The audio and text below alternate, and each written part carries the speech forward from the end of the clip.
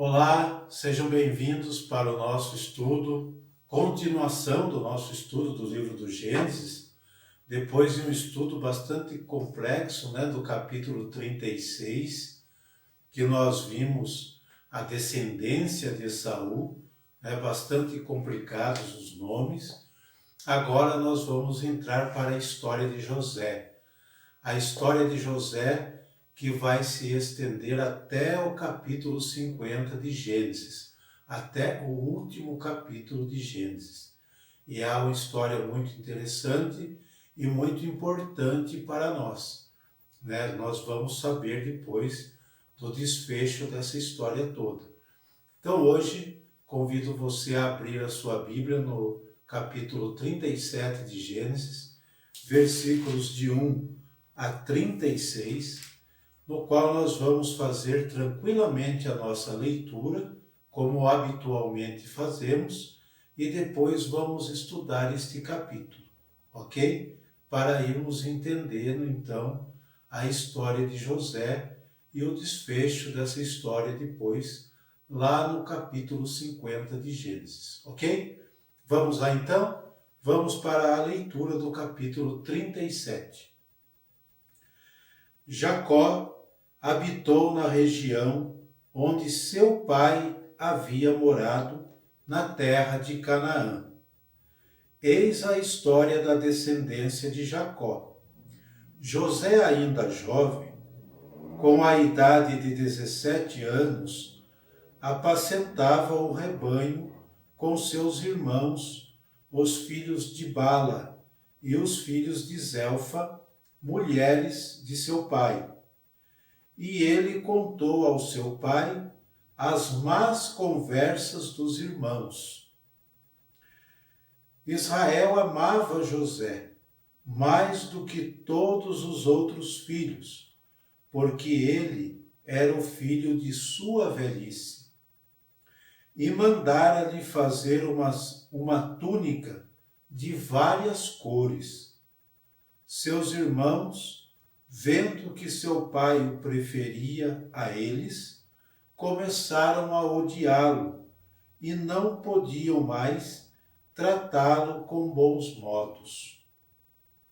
Ora, José teve um sonho e o contou aos seus irmãos, que o detestaram ainda mais. José disse-lhe: ouvi o sonho que tive. Estávamos ligando feixes no campo, e eis que meu feixe se levantou e se pôs de pé, enquanto os vossos o cercavam e se prostravam diante dele.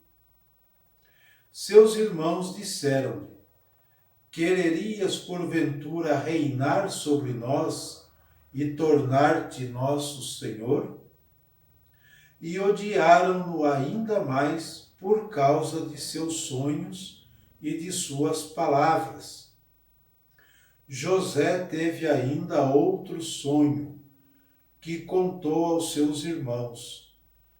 Tive, disse ele, ainda um sonho.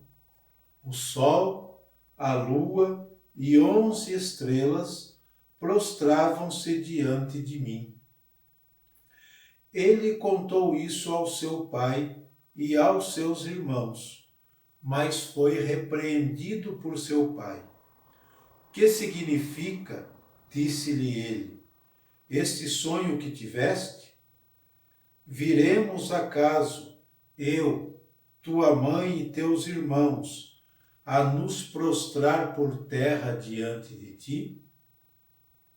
Seus irmãos ficaram, pois, com inveja dele, mas seu pai guardou a lembrança desse acontecimento.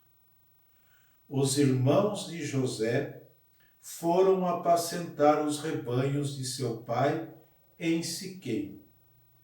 Israel disse a José: teus irmãos guardam os rebanhos em Siquém. Vem, vou mandar-te a eles. Eis-me aqui, respondeu José. Vai, pois, ver se tudo corre bem a teus irmãos e ao rebanho, e traze-me notícias deles. Enviou do vale de Hebrom, e José foi a Siquém. Um homem encontrou-o vagando pelo campo. Que buscas? Perguntou ele.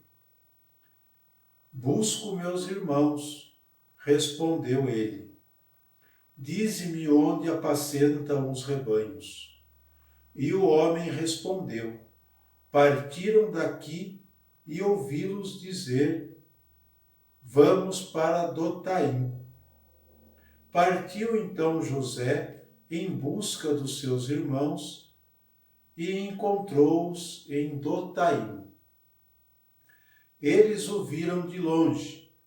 Antes que José se aproximasse, combinaram entre si como o haveriam de matar. E disseram uns aos outros, eis o sonhador que chega, vamos matemo-lo e atiremo-lo numa cisterna. Diremos depois que uma fera o devorou. E então veremos de que lhe aproveitaram os seus sonhos. Ouvindo-o, porém, Rúben quis livrá-lo de suas mãos. Não lhe tiremos a vida, disse ele. Não derrameis sangue. Jogai-o naquela cisterna no deserto. Mas não levanteis vossa mão contra ele. Pois Rúben pensava livrá-lo de suas mãos para o reconduzir ao pai. Quando José se aproximou de seus irmãos, eles o despojaram de sua túnica, daquela bela túnica de várias cores que trazia, e jogaram-no numa cisterna velha que não tinha água. E sentando-se para comer, eis que, levantando os olhos, viram surgir no horizonte uma caravana de ismaelitas, vinda de Galaade. Seus camelos estavam carregados de resina, de bálsamo e de ládamo, que transportavam para o Egito. Então Judá disse aos seus irmãos, que nos aproveita matar nosso irmão e ocultar o seu sangue? Vinde, vendemo-lo aos ismaelitas. Não levantemos nossa mão contra ele, pois afinal é nosso irmão, nossa carne. Seus irmãos concordaram, e quando passaram os negociantes madianitas, tiraram José da cisterna e venderam-no por 20 moedas de prata aos ismaelitas, que o levaram para o Egito. Rúben voltou à cisterna, e eis que José não estava ali. Rasgou então suas vestes e voltou para junto dos seus irmãos. O menino desapareceu, disse ele, e eu para onde irei? Tomaram então a túnica de José, mataram um cabrito e o mergulharam no seu sangue, e mandaram-na levar ao seu pai com esta mensagem: eis o que encontramos. Vê se não é, porventura, a túnica do teu filho.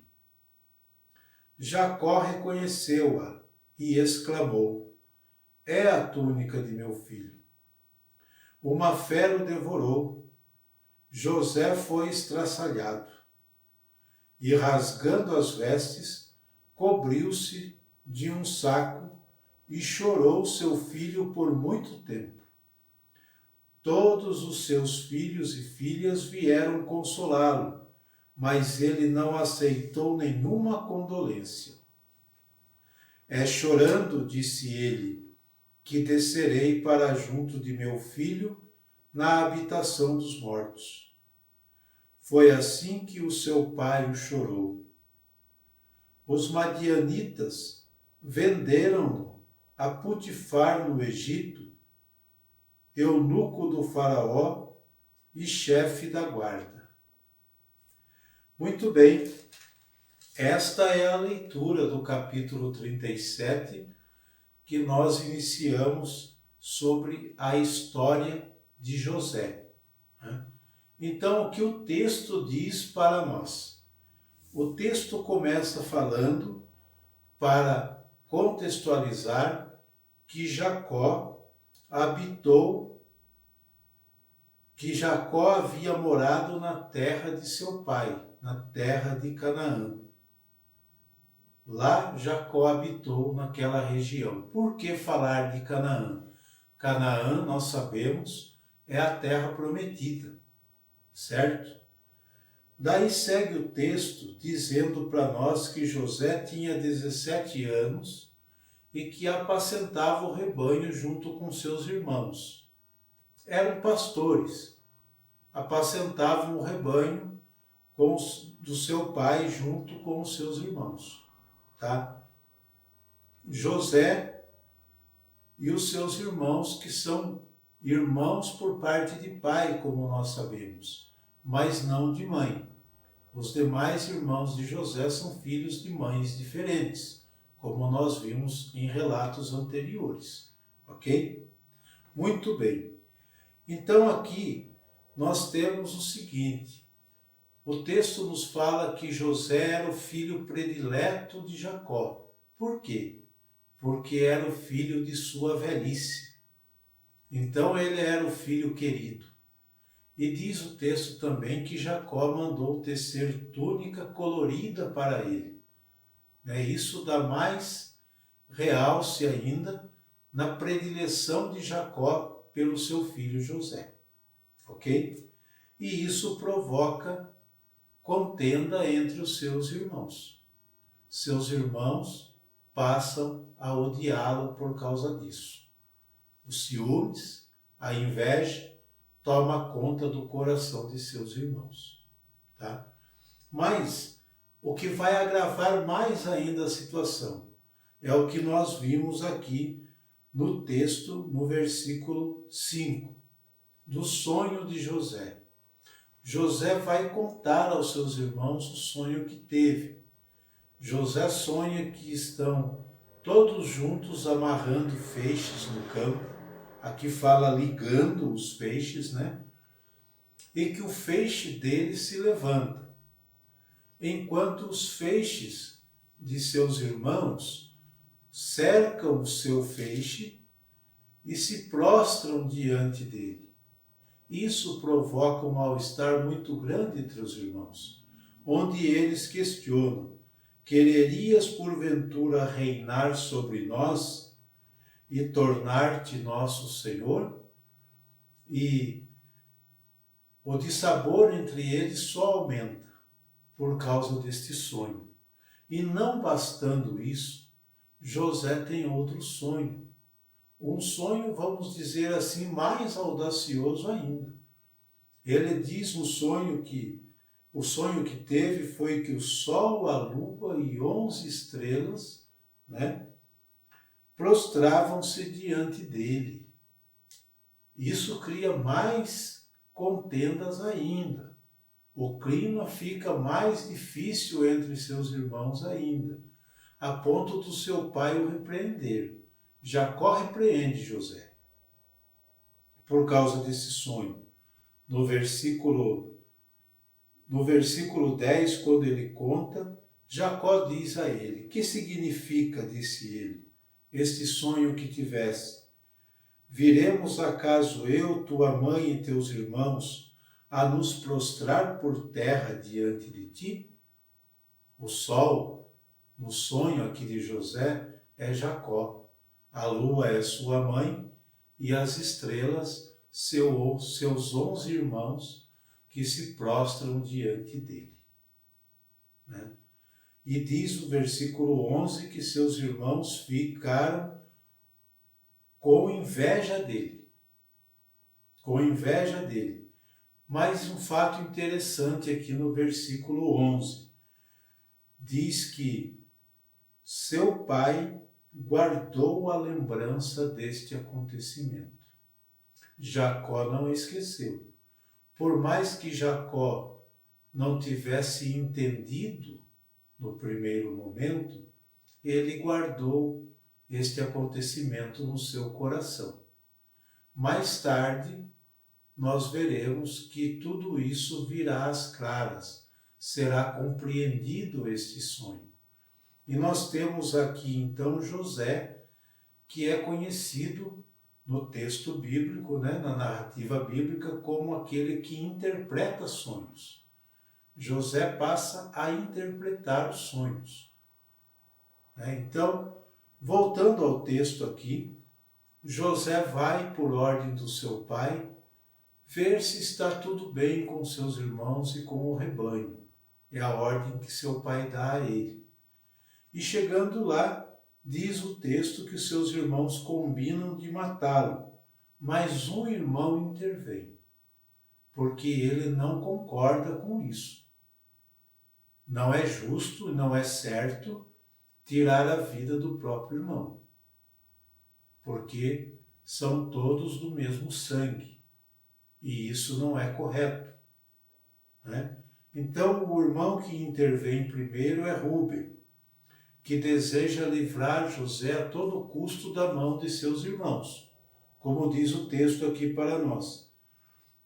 Ele diz no versículo 22, não derrameis sangue, jogai-o naquela cisterna no deserto, mas não levanteis vossa mão contra ele. Porque a intenção de Rúben era livrá-lo de suas mãos e reconduzir José a seu pai. Por quê? Porque ele sabia da predileção que Jacó tinha por José. E ele sabia o sofrimento que causariam ao seu pai por causa disso.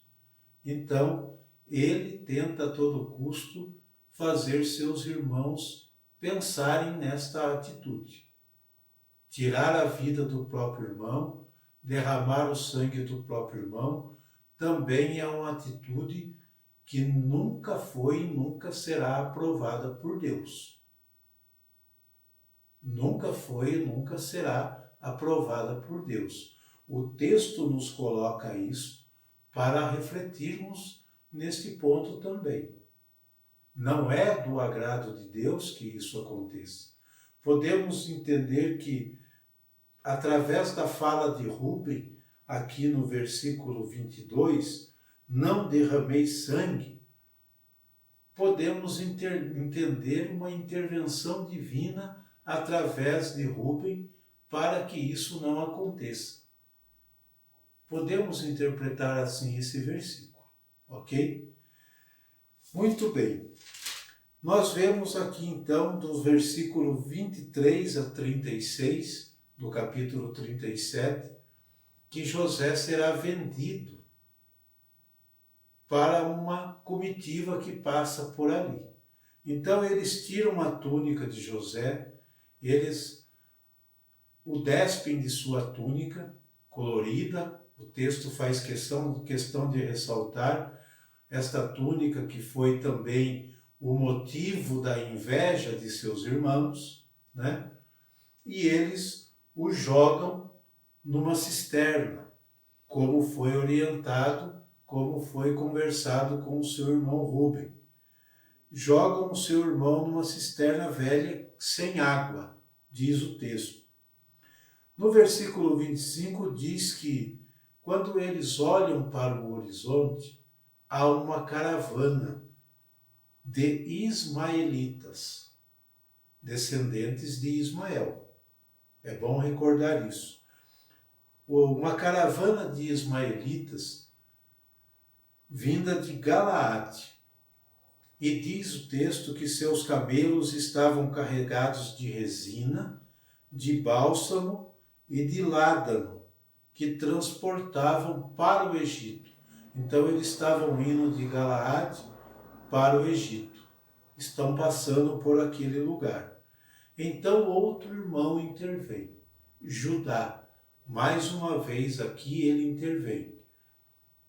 Diz aos seus irmãos: que nos aproveita matar nosso irmão e ocultar o seu sangue? Mais uma vez, não se aprova de forma alguma tirar a vida do irmão. Então agora é Judá quem intervém nisso. Vinde, vendamo-lo aos ismaelitas.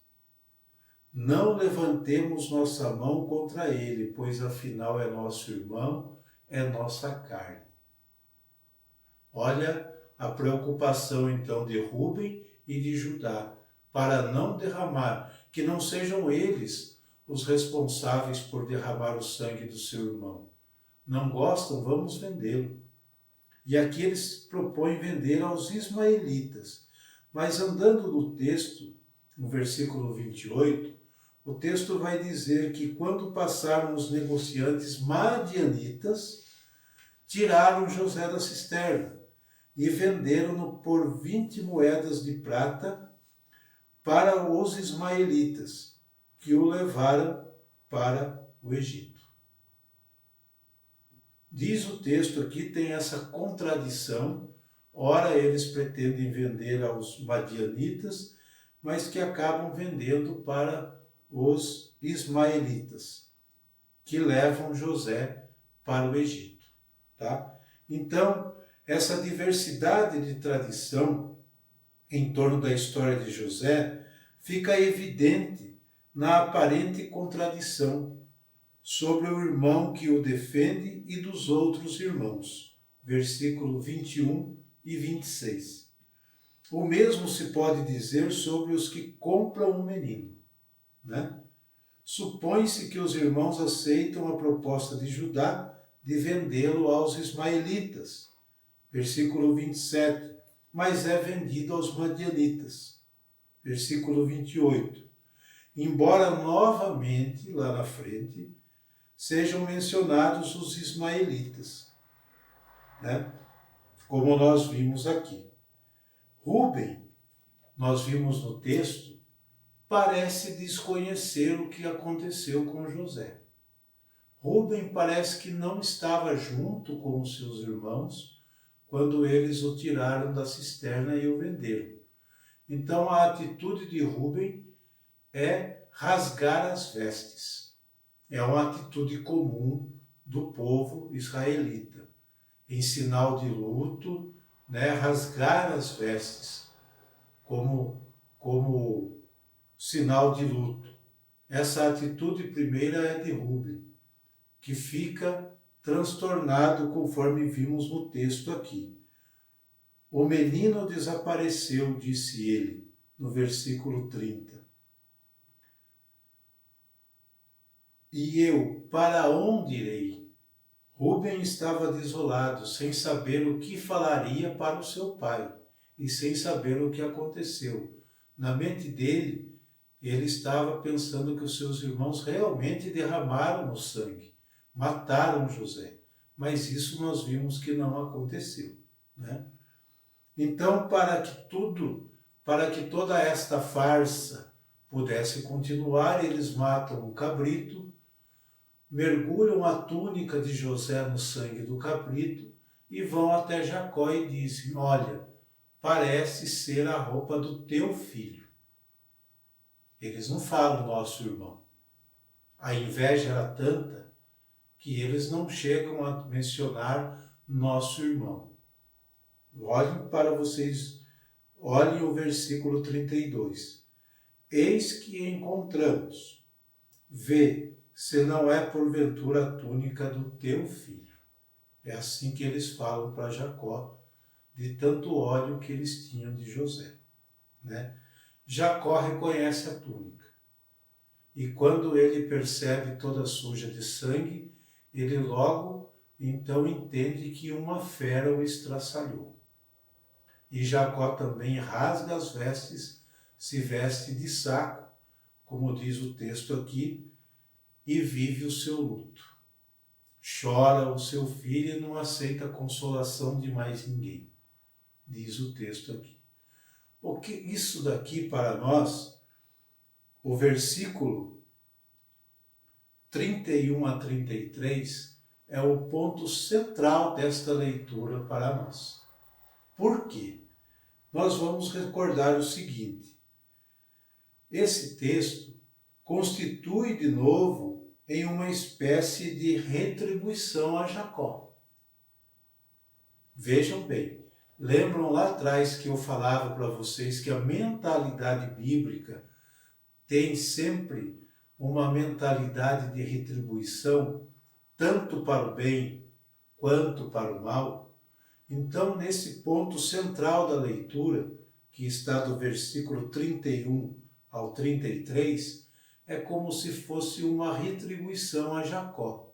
Por quê esta retribuição? Jacó, chegou ao extremo de enganar seu próprio pai e roubar a bênção de seu irmão. Lembram-se disso? Agora ele é enganado por seus próprios filhos. Então o texto mostra que Jacó vive o que ele fez antes, segundo a mentalidade bíblica. Agora ele está passando pelo mesmo processo.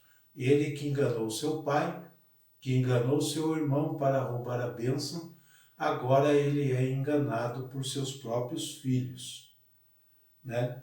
Embora esse engano seja apenas temporário, e haverá um desfecho feliz no meio de tudo isso, tá? Como nós sabemos e vamos estudar mais para frente. Além disso, é outra maneira de acentuar o procedimento de Deus em meio a mentiras e falsidades humanas, tá? Então o texto termina mostrando para nós e nos mostra que é o meio de Deus agir no meio das mentiras e das trapaças humanas. Haverá um desfecho feliz. Esta aparente morte de José, que apavorou Jacó, não será assim o seu final. E nós veremos no decorrer do estudo desta leitura. Mas o que fica para nós de mensagem? Temos que acentuar a maneira e o procedimento de Deus em meio a mentiras e a falsidades humanas, tá? Deus, ele age no meio disso tudo e faz com que a história se modifique, que a história seja outra. Não será uma tragédia, mas terá um desfecho feliz em tudo isso. Ok? Então esse é o estudo do capítulo 37 que nós vimos, que começamos a conhecer um pouco mais da história de José, que é levado para o Egito. Depois disso, nós vamos continuar, vamos ver o capítulo 38, né, no próximo estudo, mas aqui nós começamos a conhecer José, que se tornará um expoente, se destacará entre os filhos de Jacó realmente, principalmente no Egito, aonde ele foi vendido, né, para o funcionário do Potifar, para o Potifar, funcionário do faraó daquela época. Então nós vamos ver o desfecho disso e como José se torna o expoente entre os filhos de Jacó, o interpretador de sonhos, né, que começou aqui.